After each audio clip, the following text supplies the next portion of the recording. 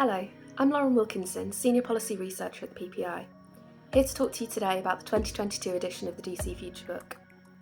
The Future Book is a comprehensive compendium of just about every aspect of the DC landscape, setting out key data alongside commentary, analysis and projections of future trends. Given the long-term nature of pensions goals and the increasing importance of DC provision within the UK landscape, it's vital that we have a detailed source of longitudinal analysis, by which we can monitor the implications of existing policy and provide a solid evidence base for future policy innovation in order to support better retirement outcomes. Within the trends that we've been tracking over time through each edition of the Future Book, there are some that can be viewed as a success to be built on, most notably the increased pension participation that's come through automatic enrolment. In 2012, less than 47% of employees participated in a workplace pension of any kind. By 2021, workplace pension participation grew to more than 79%. And with automatic re-enrolment in place for employees who have opted out the first time, there's potential for that participation to continue to grow. But it's important to also consider those who are missing out on the benefits of automatic enrolment because they're ineligible, either because of age or low earnings, and the fact that certain groups are more likely to be ineligible than others, something that we explore in more detail in PPI's Underpensioned Index series. There are also concerns that the current cost of living crisis could disrupt positive trends in private pension saving if it drives higher opt-out rates or reductions in contributions.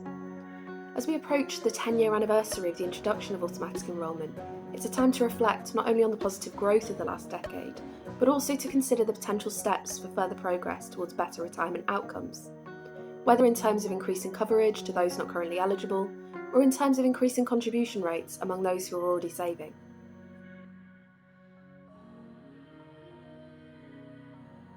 While it's generally agreed that automatic enrolment has at least been successful in increasing coverage of private pension provision, there are other trends in the DC landscape that are less clear. Looking now at access to DC savings, there are some things that we do know.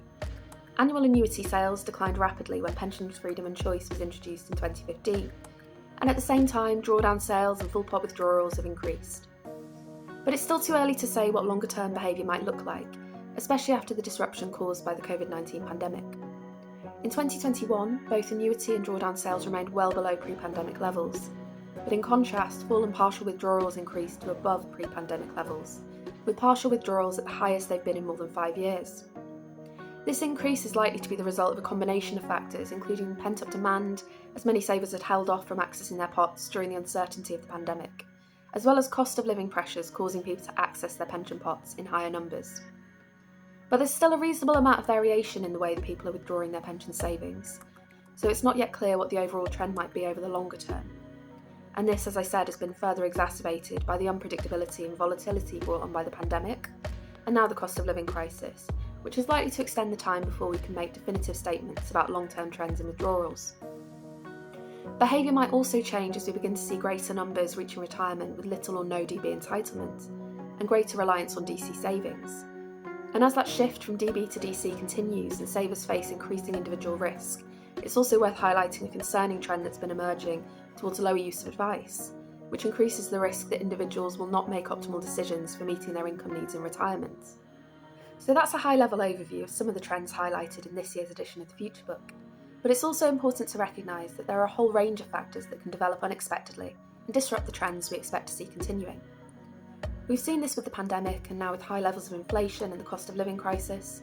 So this year's in focus topic in the Future Book is the way in which high inflation might impact DC investment strategies specifically. While the long-term nature of DC investment means that decision makers need to be pragmatic when they're making changes to investment strategy, if high levels of inflation are sustained, they may need to consider steps that can be taken to introduce greater inflation protection into their portfolios. Now, this is unlikely to mean large-scale, rapid changes to investment strategy, especially considering the costs associated with making such changes and the unpredictable nature of the current landscape. But given that inflation has now risen to its highest level in 40 years, investors may want to reassess whether their strategy is suitable if inflation remains elevated going forward. And from a more holistic and long-term perspective, current high levels of inflation could act as a catalyst for DC investment decision makers to reassess whether their strategy is resilient enough to withstand future unpredictable challenges that might realise underlying risks. As ever, there's a lot going on in the DC landscape. I've highlighted some of the key findings of this year's edition of the Future Book, but there's so much more depth of analysis and detail in the report itself. So if you're someone who works in the DC space or just someone who's interested in learning more, I encourage you to go and take a look on the PPI website.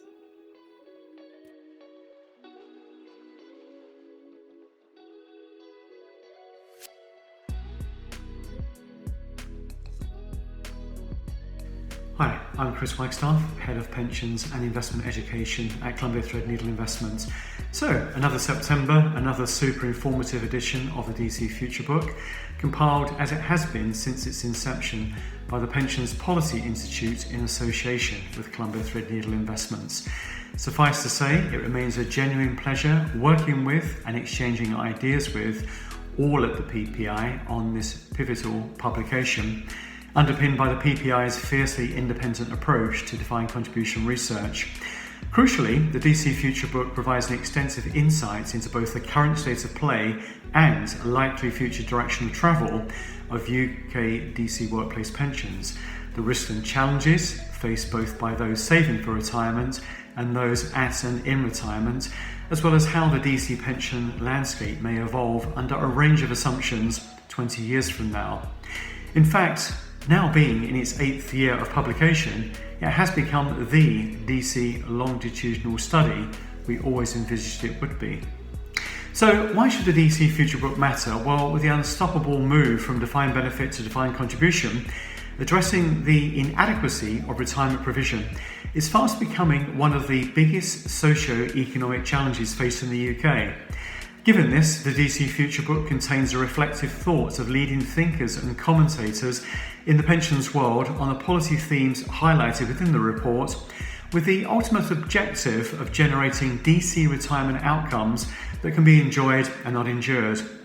Additionally, this year there's a welcome analysis of the prospective resilience and effectiveness of a multitude of asset classes, some increasingly prevalent in DC pension portfolios during periods of high inflation.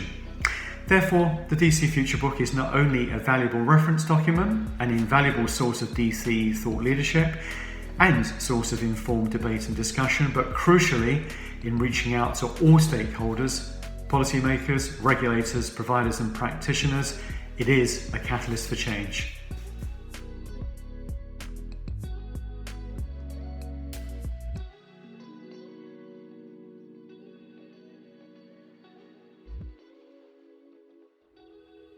Hello, I'm John Chilman, and I'm the Chief Executive of Railpen. I wanted to say a few words on why the DC Future Book is so valuable to me. First, it is an authoritative document that both tracks changes and trends in the DC landscape over time, whilst annually undertaking a deep dive into a key issue relevant at that time. This year it's the cost of living challenge and what that means for DC arrangements and their investment strategies. Second, it has longevity, having been launched in 2015 and refreshed annually. That makes it valuable for looking back to see how interventions and changes have impacted on the DC landscape. Finally, it is produced independently by the Pensions Policy Institute. The PPI is a charity that produces independent analysis around pensions to help policymakers and wider decision makers make informed decisions. As such, you can rest assured that the information is both correct and without any spin.